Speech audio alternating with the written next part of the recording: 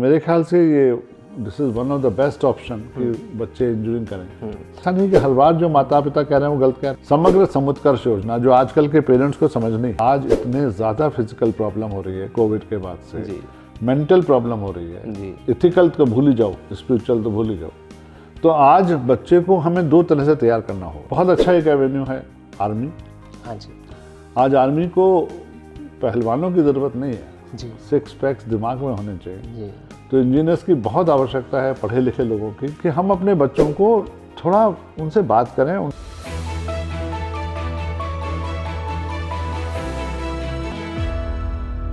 कहा जाता है कि दान और ज्ञान ये देख कर ही दिए जाते हैं और हर किसी को देना बहुत मुश्किल होता है, या इन्हें देना समझे कैसे, ये समझना, ये समझाना, ये तमाम चीज़ें बहुत मुश्किल होती हैं। आज हम बात करेंगे विजय पथ में कैरियर को लेकर के इंजीनियरिंग की। इंजीनियरिंग कैसी है, क्या है, इंजीनियरिंग में करियर कैसे बनाएं, इन सब विषयों पर बात करने के लिए हमारे साथ एक खास मेहमान हैं। आइए आपको उनसे मिलवाते हैं और परिचय करवाते हैं। हमारे चैनल को सब्सक्राइब ज़रूर कीजिएगा और आपका प्यार हमें मिलता रहे, ये हम भरपूर आपसे उम्मीद कर रहे हैं। नमस्कार, मैं हूं उमेश भारद्वाज और आप देख रहे हैं विजय पथ। विजय पथ में आज हम बात करेंगे इंजीनियरिंग की। इंजीनियरिंग पर बात करने के लिए मेरे साथ हैं अरुण भटनागर जी।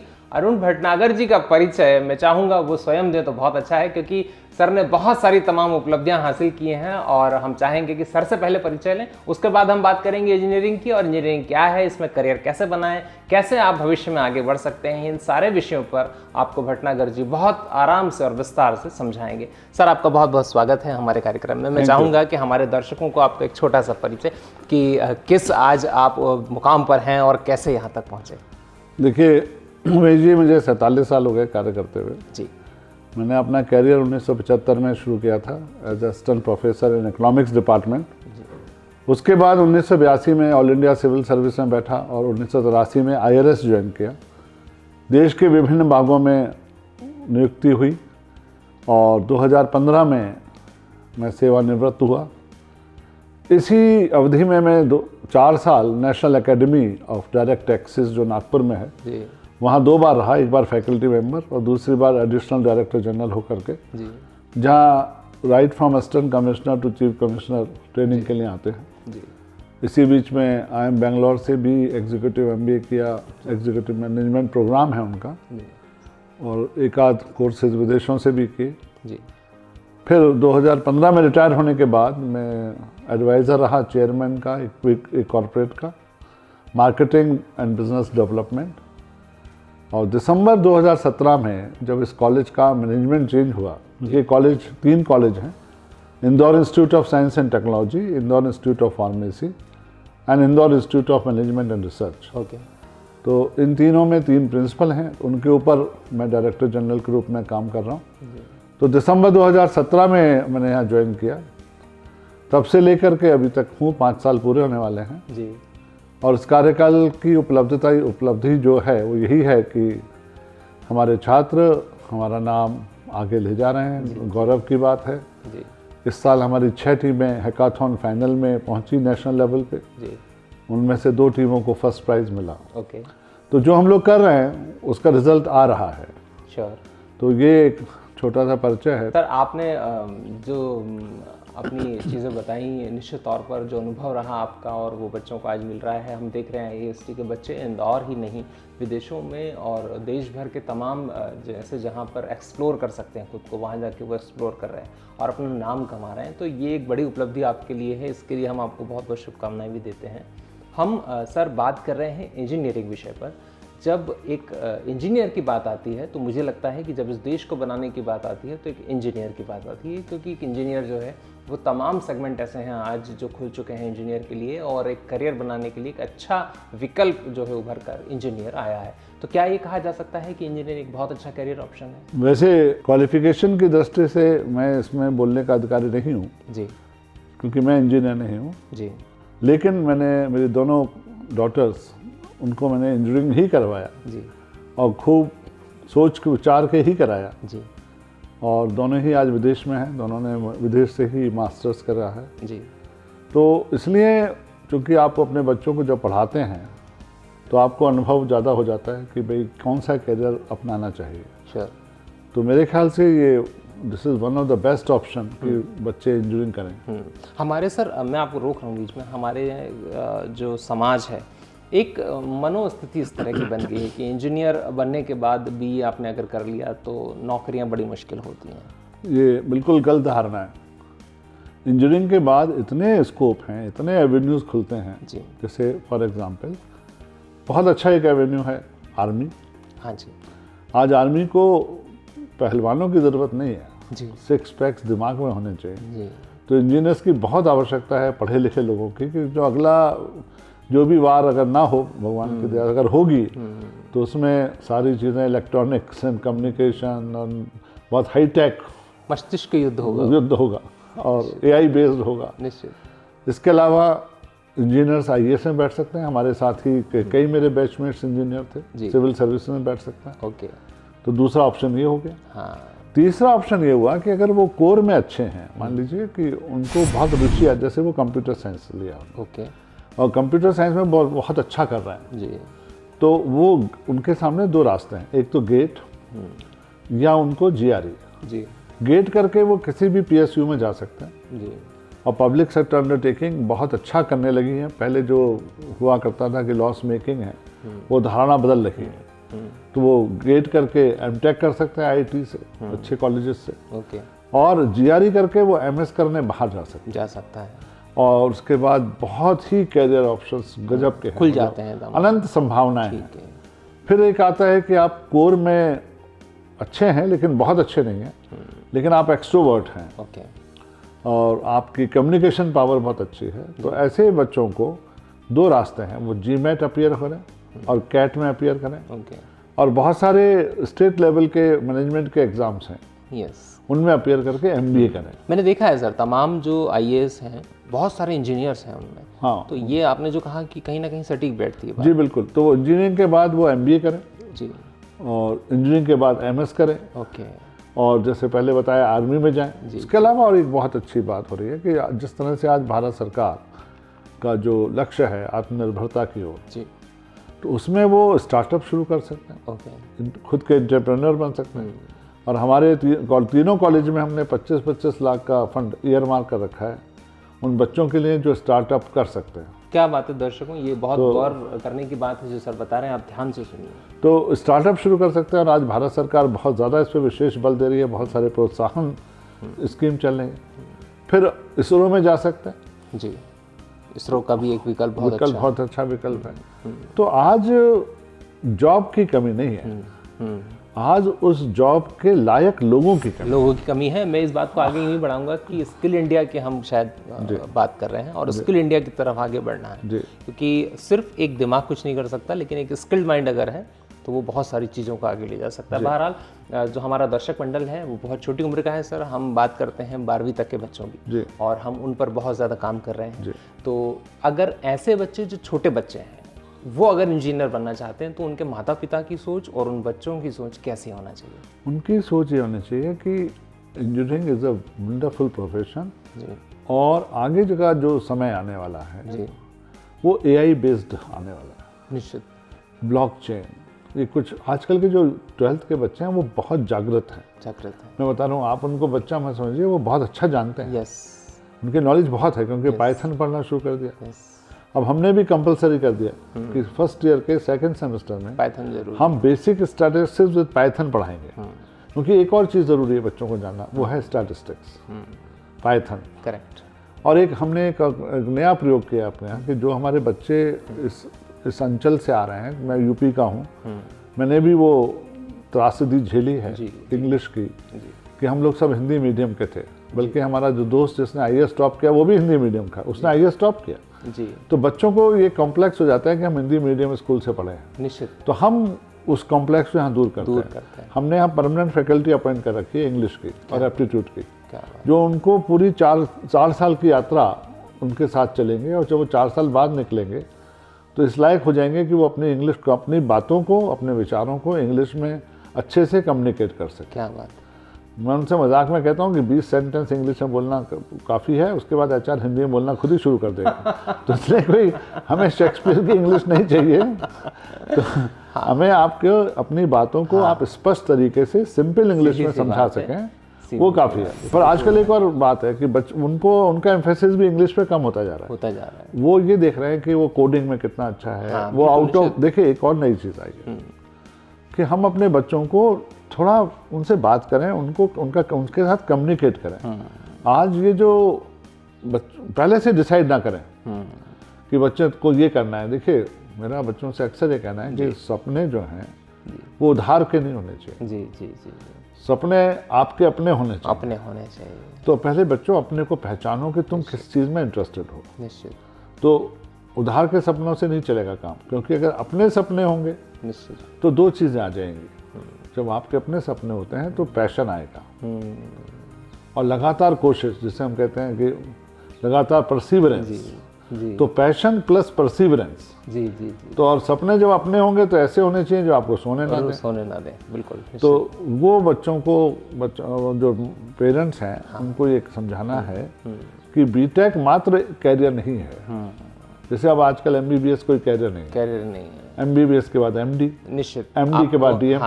तो विशेषज्ञता हासिल करना ही पड़ेगा। तो बीटेक जो है एक बहुत अच्छा प्लेटफॉर्म है जी, जहां पर जाने के बाद निश्चित आप ये सोचिए कि आपको क्या करना है। बिल्कुल बिल्कुल बिल्कुल। मतलब आपको एयरफोर्स में जाना है, आर्मी में जाना है, IAS में जाना है, या MBA जाना है, या MS करने जाना है, या अपना व्यवसाय करना है, हाँ ये सारी चीजें, या आपको फैकल्टी बनना है। जी। आज फैकल्टी की बड़ी कमी है। बहुत। आज CS में इतनी फैकल्टी की कमी है क्योंकि प्राइवेट कंपनीज जो हैं वो ले जा रहे हैं। तो कौन कह रहा है जॉब नहीं है? हाँ। पर आप शीशे के सामने खड़े होकर के जिस दिन आप ये सोचेंगे कि मैं जॉब के लायक हूँ, उस दिन आपको जॉब मिल जाएगी। तो माता पिता की जो भूमिका यहाँ आती है सर, वो क्या भूमिका है? क्योंकि बहुत छोटे बचपन से ही बच्चों को लेकर के माता पिता कभी कभी ये सोचने लग जाए, बहुत बड़े बड़े सपने देखने लगते हैं। तो वो ऐसे माता पिता के लिए आप क्या कहेंगे? देखिए माता पिता को कभी भी नेगेटिव नहीं होना चाहिए। कोई बॉन्ड जीनियस नहीं होता जी। तो ये कहना कि तुम ऐसा नहीं कर सकते जी, ये सबसे खराब बात है। ओके, बिल्कुल। आपने उनकी संभावनाओं पर फुल स्टॉप लगा दिया। जी। हर व्यक्ति इवॉल्व हो सकता है। अपने सपने और अपनी उम्मीदें बच्चों पर थोप रहे हैं? नहीं, वो चाहे वो अपनी बात कहें लेकिन बच्चों की बात भी सुना जरूरी। और बच्चों को ये समझना चाहिए कि मैं कई बार इस सेंटेंस को बोल चुका हूँ कि गौतम बुद्ध का जो सेंटेंस है वो मेरा प्रिय है, कई इंटरव्यू में बोल चुका हूँ जी। अतना ही अतनो नाथो कोई नाथो परोसिया। आप अपने स्वामी स्वयं हैं, क्या दूसरा आपका स्वामी नहीं हो सकता। लेकिन बच्चों को भी बैठना होगा। ऐसा नहीं कि हर बार जो माता पिता कह रहे हैं वो गलत कह रहे हैं जी। तो मिलकर के जो भी डिसीजन हो वो सामूहिक हो, तर्क संगत हो और थोड़ा गहन मंथन के बाद हो। आजकल हम लोगों के साथ एक प्रॉब्लम हो गई उमेश कि हमारा बहुत सुपरफिशियल जानकारी है। करेक्ट। हमें इन्फॉर्मेशन ही नहीं है कि क्या हो सकता है। पड़ोसी ने कुछ कह दिया, उसकी बात मान ली। तो मेरा सुझाव यह है कि परिवार में एक सौहार्द का वातावरण बनाइए और अपने बच्चों को का कंपैरिजन करना दूसरों से बंद करें, क्योंकि हर बच्चे के अंदर एक खास बात होती है जो किसी और बच्चे में नहीं। हम चाहते हैं अपने दर्शकों को आप बताएं कि क्योंकि जीवन यापन उसे करना होता है, तो जो वेतन है या जो नौकरी है या जो व्यवसाय है, ये किस तरीके से सेटअप होता है और कितना कैसे कहाँ अर्निंग उसकी हो सकती है? देखिए, ना तो आजकल वेतन की कोई कमी है जी जी, बहुत वेतन लोग देने को तैयार है। आपकी योग्यता, अच्छे लोग मिलना। देखिए, अब पहली बात आप ये समझिए, अगर आप सर्विस करते हैं, आज मेरी दोनों डॉटर्स USA में हैं, उनको बहुत अच्छी सैलरी मिल रही है, लेकिन परमानेंट जॉब नहीं है। इन द सेंस परमानेंट है नहीं भी है, क्योंकि कभी भी पिंक स्लिप वहाँ लोगों को इशू हो जाती है। तो पहली बात तो यह है कि अब जो आज का समय है वो इतनी तेजी से बदल रहा है कि आप बैठे नहीं रह सकते। कंटिन्यूसली आपको अपने स्किल को अपग्रेड करना होगा। अब आपकी दूसरी बात पे आता हूँ कि जो सैलरी है, तो सैलरी की कोई सीमा नहीं है। जितनी आपकी अच्छी स्किल होगी उतना आपको सैलरी मिलेगी। अब जैसे हमारे यहाँ लास्ट ईयर हमारी एक छात्रा को 28 लाख की सैलरी मिली अमेजन में। अरे वाह। कई छात्र ऐसे हैं जिन्हें 10-10, 12 लाख की सैलरी मिली। और वही है कि हमको उनको लेटेस्ट चीज़ें पढ़ानी है।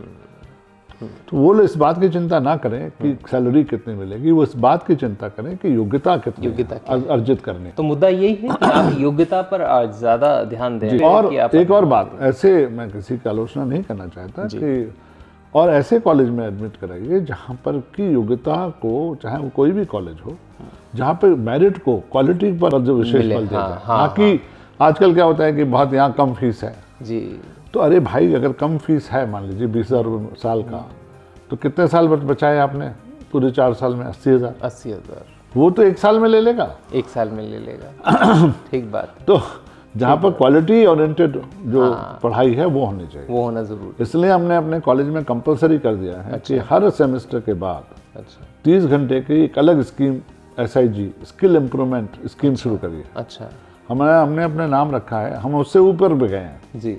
समग्र समुत्कर्ष योजना, जो आजकल के पेरेंट्स को समझनी है। हाँ, ये थोड़ा सा समझाइए। ये क्या है कि देखिए, आज इतने ज़्यादा फिजिकल प्रॉब्लम हो रही है कोविड के बाद से जी। मेंटल प्रॉब्लम हो रही है जी। इथिकल तो भूल ही जाओ, स्पिरिचुअल तो भूल ही जाओ। तो आज बच्चे को हमें 2 तरह से तैयार करना होगा, इनर वर्ल्ड के लिए भी और आउटर वर्ल्ड के लिए भी। आउटर वर्ल्ड माने स्किल बढ़ाइए उसकी, तो उसमें जो उस सब्जेक्ट का लेटेस्ट जानकारी है उसे दीजिए। जैसे आज क्लाउड कंप्यूटिंग है, ब्लॉकचेन है, एज कंप्यूटिंग है, क्वांटम कंप्यूटिंग है, डीप लर्निंग है, तो इन सारे विषयों पर उन्हें पारंगत किया जाए। दूसरा जो उनका इनर है, माने उसमें 3 चीजें आती हैं, फिजिकल, मेंटल और एथिकल। आज बच्चा स्पोर्ट्स में जाते ही नहीं, करेक्ट, अब वो PUBG खेलता रहता है घर पे, तो उस मोबाइल से उसका छुटकारा दिलाने का तरीका क्या है? डांटना नहीं है, ये नहीं कहना कि तुम मोबाइल का उपयोग मत करो, कभी नहीं करना है, ये मत कहिए। आप उसको स्पोर्ट्स में ज्वाइन करा दीजिए।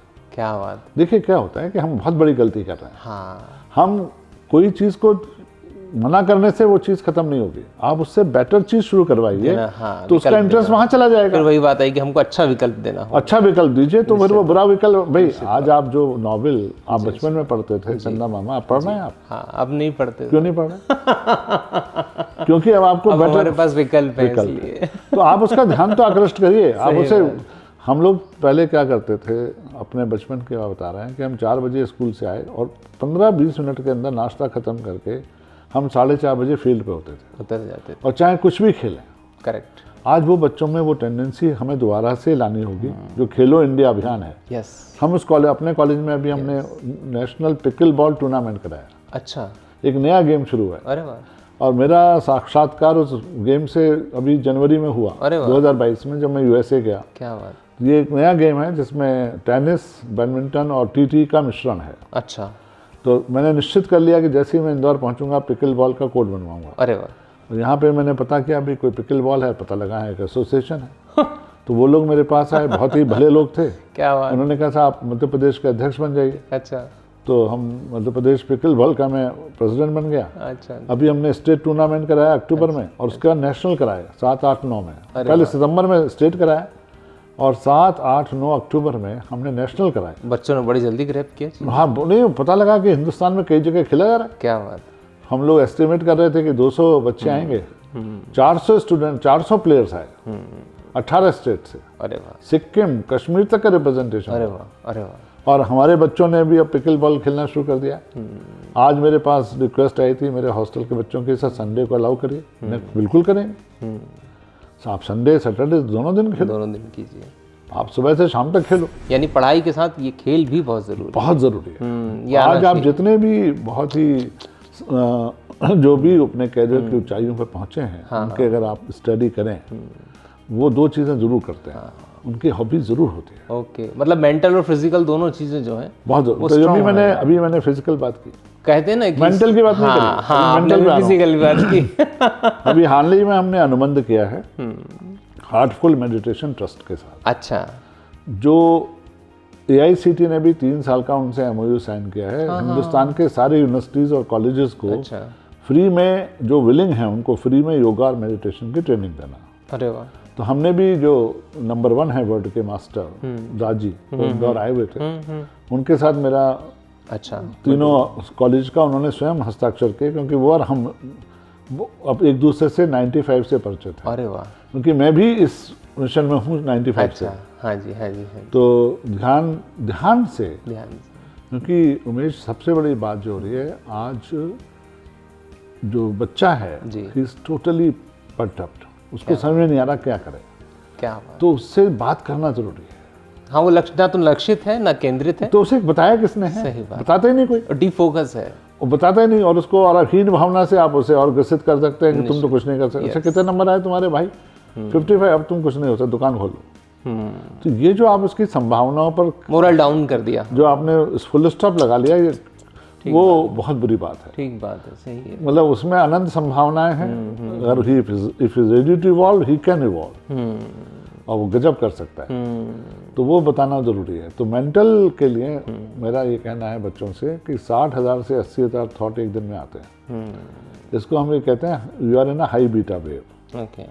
तो उसको हमें अल्फा स्टेट में लाना है अपने। मैं चाहूँगा सर कि जो इंजीनियरिंग की अगर हम बात करते हैं तो अलग अलग इसमें बहुत सारे स्ट्रीम होते हैं। सिविल इंजीनियर होता है और मैकेनिकल इंजीनियर होता है। तो हम जब देश के बड़े बड़े संस्थान देखते हैं और अगर किसी का एडमिशन वहाँ नहीं होता तो क्या देश में और भी संस्थान हैं जहाँ पर वो बच्चे अच्छी पढ़ाई कर सकते हैं? जी बिल्कुल, और ये मेरा एक लक्ष्य भी है, मिशन भी है जी, कि हम मिडिल इनकम ग्रुप के बच्चों को और लोअर मिडिल इनकम ग्रुप के बच्चों को वही शिक्षा दे पाएँ जो कम से कम NIT में मिल रही है। हाँ जी। तो उसके लिए हमने एक नई स्कीम शुरू करी, मेरिट बेस्ड फीस। क्या बात। कि अगर आपके JEE में बहुत अच्छे मार्क्स हैं तो फीस कम होगी। ओके। और उससे क्या हो रहा है कि प्रतिभाशाली बच्चे जो अफोर्ड नहीं कर सकते वो हमारे आ रहे हैं। ओके। और उनको फिर हम SIG के माध्यम से, और बहुत सारे हमारे पास जो हम उसको कर रहे करते हैं, हैं। बेस्ट प्रैक्टिसेस हैं, उसको फॉलो करके 4 साल में उसको इस लायक बनाते हैं कि वो आगे बढ़े। एक बहुत महत्वपूर्ण जानकारी मैं चाहूँगा सर आप दें कि इंजीनियरिंग के लिए क्या इंदौर में और भी बहुत अच्छे कॉलेज हैं? क्या ऐसे कोई कॉलेज हैं जहाँ वो पढ़ सकते हैं, इंक्लूडिंग IIST? हैं, बिल्कुल हैं वो, पर मैं उनका नाम नहीं लेना चाहूँगा जी। लेकिन हाँ हैं, लेकिन वो तलाश करें। अच्छा। और ये देखें कि उनके पास फैकल्टी कितनी है, हाँ।